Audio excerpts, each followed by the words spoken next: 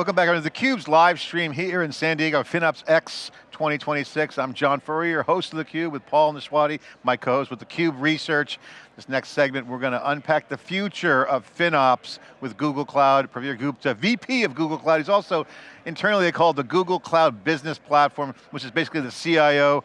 Pravir, great to see you. Thanks for coming on theCUBE. No, thank you, All John. the way from Thank Mountain View to come down from San Diego. Yeah, thank you for having me on the show. As I said on the intro, the future of FinOps is bright. Got to wear shades, as they say. We're in San Diego, so it's very bright. It's changing because this community is building the platforms and the tools to run in a full distributed computing hybrid environment with AI coming on board super fast. Cloud is still accelerating, but AI on top, you put those two together, explosive opportunities. And you're seeing the results. We're seeing revenue generation, not just cost takeout with AI, and you're starting to see teams start to understand, like, if we don't manage this, it's going to be out of control. So we're kind of in a managed chaos state. But unlike cloud, this is a business model transformation for companies. This is not an IT project. Okay, so I want to get your thoughts. What is the future of FinOps from your perspective? You see, John, as a cloud service provider, the product area of FinOps is very important for us. Our vision for FinOps is to make sure that all your costs are visible and allocated. They are always optimized and properly managed. What I mean by visible and allocated is that you have the right cost granularity so that you can identify and easily identify all your cost drivers. What I mean by always optimized is that most of your spend should be covered by committed use discounts and cards. And what I mean by properly managed is that you should have the right budgets, alerts, spend caps, and anomaly detection, right?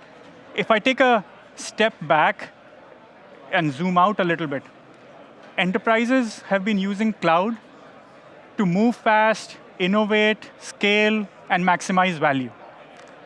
But a big OpEx item for all the enterprises is their cloud cost. So managing that cloud cost is very important for every enterprise, whether small or big, right? Many enterprises and many customers are always hesitant to use new technology because they don't understand what would be the cost of using that technology and how to manage that cost. We saw this when enterprises moved from on-prem to cloud, and we are seeing a similar trend when enterprises are looking to use Gen AI for transformation. And that transformation is for either how they operate to increase productivity and efficiency or to improve their products, right? So the same trend will continue, and every CEO is asking their teams, the whole organization, to innovate fast with Gen AI. And that's where the FinOps is still very relevant to make sure that you have the right guardrails to better estimate the cost, to have explainability of those costs, as well as the guardrails that allow you to innovate faster. Talk about the trend around cloud transition to AI, because that's really the topic here. Right. Okay, you guys have done a great job because you have years under your belt doing this, providing the kind of telemetry, kind of the data granularity for the tools to work. Okay, that continues to progress. AI now is on the scene. What's different now? What should people be thinking about? Obviously maintain the cloud because it's all cloud spend now. It's like tokenomics is just basically cloud plus tokenomics is cloud spend. It's an aggregate. What's your view on how people should think about that transition? How should they land? What's changed? I would say the big area to focus on is what I call FinOps for AI. Tokenomics is a big piece of that, but not the complete answer. And why I say that is, if you think about the TCO or the total cost of ownership, if an agent is doing some task, yes, there are input tokens and output tokens, but the agent may spin up a VM in a sandbox to actually write scripts and do things. You may also have what you call adjacent AI costs from your KV or the key value cache that's there. How do you load in and progressively load in the context that is needed? What storage system has your context? How do you do RAG? all of those are additional adjacent costs outside just the input and output tokens. So tokenomics is a large piece of the FinOps for AI, but the real thing for every enterprise to focus on within the FinOps area is the FinOps for AI. It's like the iceberg, what's under the water. We see the cost because everyone's using the tools as users, and adoption's certainly high. We see the numbers in the graph on the keynote. It's under the water. Yes. Yeah, I actually think this is an important conversation. You talked about trends, you talked about where customers are going, what they're asking for. I want to know what Google's doing, right? What is Google doing, what your business processes are doing, how you're changing this with Gemini. You're kind of a drink your own champagne company, right? You want to execute something, but you want to try it internally first. And I want to know what you're doing because I think that is your own best use case. So my role within Google Cloud is I lead the Google Cloud business platform, and this is the CIO role within Google Cloud. As part of that, we end up being customer zero of trying all the different models and the platforms to innovate and transform how we run Google Cloud internally. Because we need to scale up. We need to transform how we run the business. And as part of that, we have been on this journey, and internally we call it Google on Google AI. And this is about how we do the business transformation of running our internal operations and systems using AI. Anytime we have wanted to transform with AI, we look at the opportunities that GenAI provides to us in 3 ways. First is about growing revenue with faster time to market, improved customer experience. Second is about increase in productivity as measured by increase in efficiency. And third is about providing a competitive differentiation in everything you do. So any transformation we do should have one of these 3 benefits.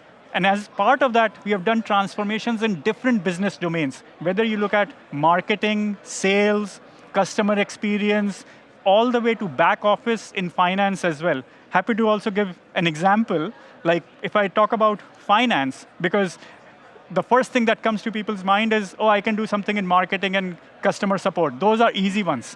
And then people say, no, don't touch finance because I need 100% accuracy, right? So let me talk about an example that we have done in the finance area. And this was not just for Google Cloud, it was for all of Alphabet. So we have lots of suppliers who give us invoices that needs to be reconciled against the contracts that we have with the suppliers before we pay them out. Earlier, we had a team of humans that would look at the incoming invoice, look up against the contract.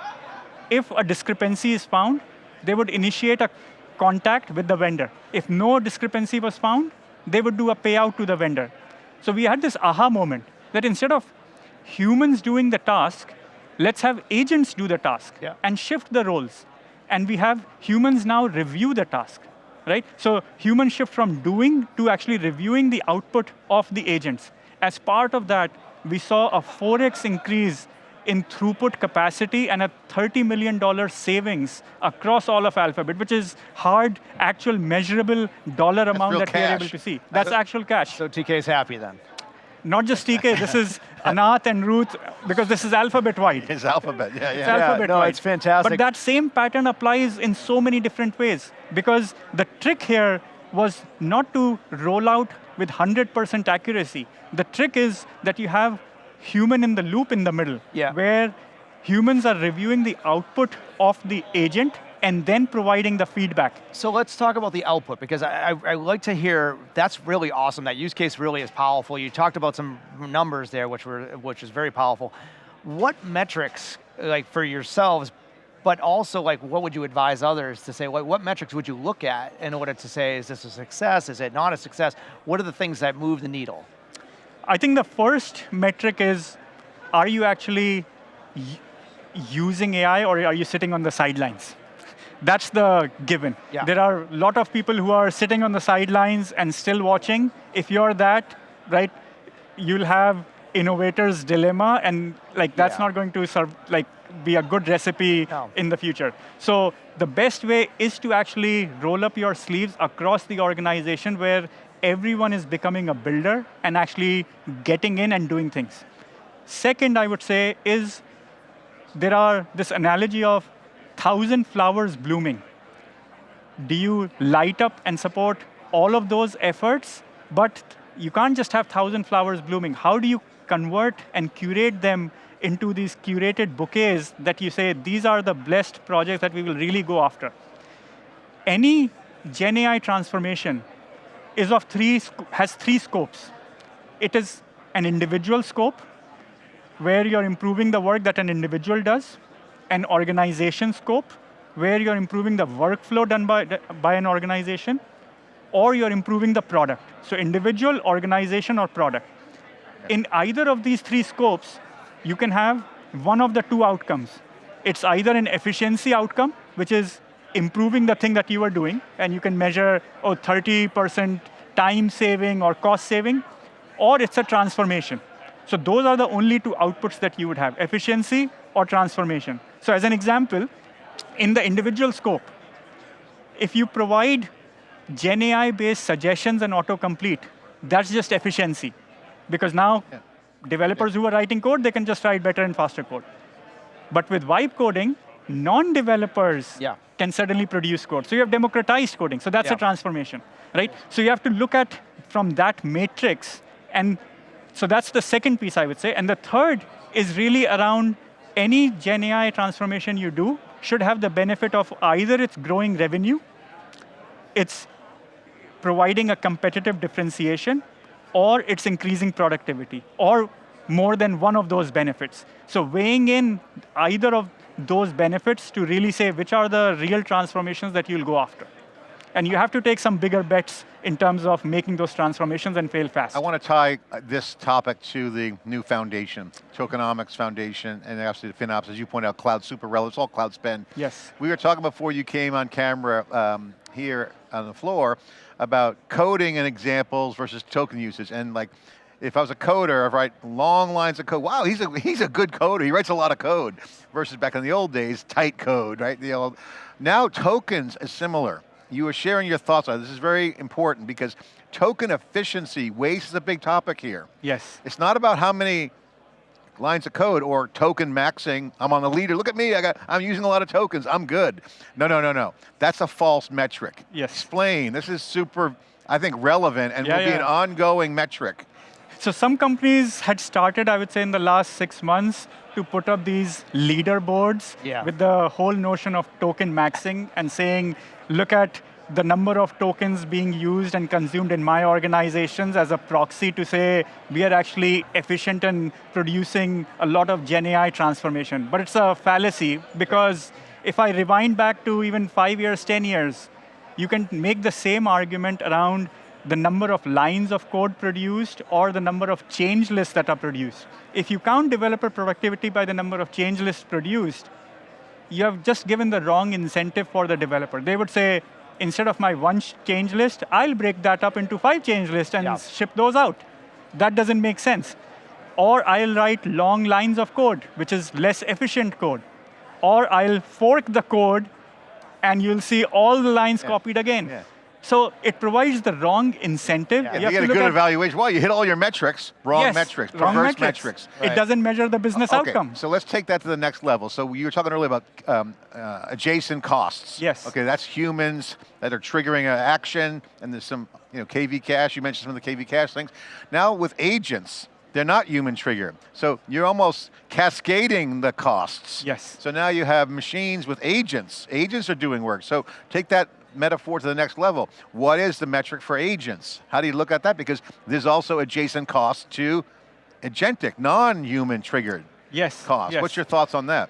And this is one area that we'll see more and more of. Today, a lot of transformations that we see are human initiated that use an agent to get something done. Like in a marketing case, I'll drop in a campaign brief and the agent produces all the assets to run my campaign. The shift that we'll start to see more and more, and we're starting to see that within Google, is this notion of your digital worker, your assistant. And those agents will often run as the orchestrator agent in a headless manner, and they are initiating the overall transformation. And a key piece of that is that agent is an orchestrator agent, which in turn will call sub-agents to do the tasks. as well as bring in the human where approval is needed. For example, we are building this, what we call a quote to contract agent. Every company that goes through the sales cycle knows the n number of conversations that need to happen in the quote to contract cycle to close that as quickly as possible. We are kind of flipping it on its head by saying the agent does the orchestration, and in that flow, it may produce, here's an option A for a pricing model, here's option B. And the pricing team will need to validate those. As the agents do more and more of this work, and recently we announced also Spark, which is your personal agent that is in Workspace and will be rolled out to Gemini, Workspace, and across the board, and having this notion of a digital worker. Once you set up this agent that also works on your behalf as a digital worker, identity becomes very important because you need auditability and tracing on that. You need the end user credential as well as the agent's own identity when it does any mutable actions. Because it's not only about reading, it's about also mutating with CRUD operations. So now you have to look at the overall cost of when an agent operates with sub-agents, and that's where the cost granularity comes very important, because I need to know not just the cost of the orchestrator agent, but the sub-cost of each of the underlying agents, as well as the cost by input-output token, the cost by different models, because each agent may not need to use the same model. Because if it's running a smaller task, it can use a Flash, a workhorse model, whereas a more complex task can use your SOTA frontier models, and you have to balance that. So the cost granularity becomes really important so that you have cost explainability of that overall. Yeah, that makes a lot of sense. I think there was one question that kind of comes to mind. As you were talking, I was following, I was tracking, I was like, yeah, that makes a lot of sense. Right now, it's kind of a big kind of overview of like, here's what the cost is, and it's not granular enough. It's not about even chargeback models, just to understand what's happening within the organization. But let me ask you this question, because this event has been pretty dynamic. There's a lot of things happening, a lot of conversations going on. What's not being talked about that should be talked about? Because that's something that a lot of people don't even know. I think one piece let me start with what is being talked about a lot and a little bit of the trends that we see, and I'll talk about then what is not being talked about. Sure. Right? The three trends that we see a lot is AI cost explainability, better understanding of the cost and the cost granularity, AI cost guardrails, prevent me from having unexpected runaway spends, and AI cost estimation. Before I scale up my experiment or a prototype into production, help me better estimate the cost, right? So a lot of conversations on these three topics, and as they relate to tokenomics and FinOps for AI, so lots of conversations on those. What is not being talked about is that all of these will not be human initiated. When agents start to do more transformative work, and that's where we are only seeing few enterprises out there that are at the bleeding edge. And within Google Cloud, we are trying to do a lot more internally as well from large transformations. And remember, it's not just smaller efficiency plays, because those you can get. When you think about the large transformations, then it's the digital agent or the orchestrator agent that's running in a headless manner and doing the overall orchestration. What does that mean? Because let me give a productivity use case, which is a collaboration one that everyone can relate to. Imagine I'm getting a lot of emails. I'm traveling or I don't have time. The agent, in a headless way, is able to look at all the important emails, create a draft of the response that I should have for all those emails and have them ready. Yeah. What is the cost of the agent initiated it? I didn't ask it. Anytime an incoming email comes in, it decides if it's important or not. It generates the draft that is ready to go, that I can review, tweak if needed, change the tone and send, right? What is the overall cost model of managing those complex agents which are your digital workers, which are orchestrating the overall workflow? I think a lot of conversation needs to happen on those types of agents, because that's where I think the puck is going. And you guys are doing that. I see my Gmail and Workspace is doing that. Thank you very much. I edit it, sometimes I don't. But I want to share something with you and I want to get your reaction. So what I hear being talked about here at a very elementary is tagging. But what's not being talked about is how that ties to the revenue. And so I want to get your thoughts because, not to date myself, but back in the early internet days when routing, Cisco emerged, you had least path routing, so high priority policies were invented for high yield activities. Yep. Here's the shortest path, least cost, so premium stuff went shortest path, low end stuff kind of went cost-wise. Apply that to workloads, and now agents and tokens can be applied to the same because where FinOps I think is going kind of the next level, is probably next year, dot connecting is, okay, great. This task is driving revenue. This person, this organization, their token usage, good code, good token usage, is driving revenue. Yep. They're writing marketing copy, which is a little bit elusive, abstract, but also contributes to productivity, which drives revenue downstream. Cool. That piece around revenue contribution, what's your thoughts on that? Because I think this is really going to be big.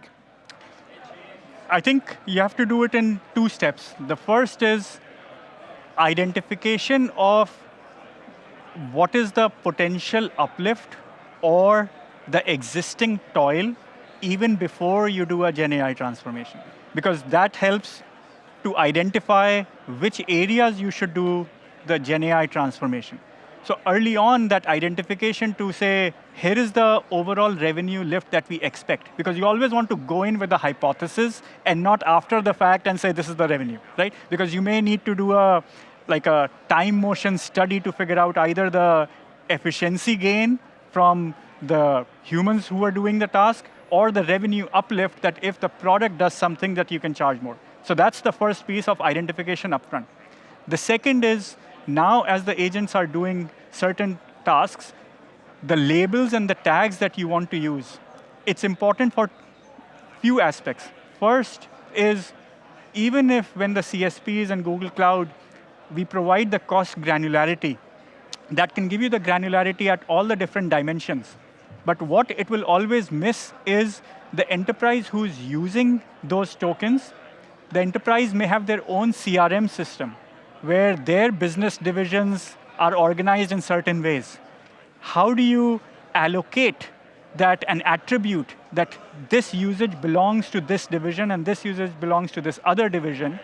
That's where tags and labels come in the sense that you can now do the attribution, which then the FinOps teams in those enterprises can do a chargeback and show back to those business divisions. So that's the integration of what you guys provide with the teams. Yes. Okay, great. And awesome. with the tags that then represent the business schema in the organization that's on the other side. And they have the business logic, they can see that, and they, exactly. Just match that up. Exactly. And then you can set up guardrails on those as well.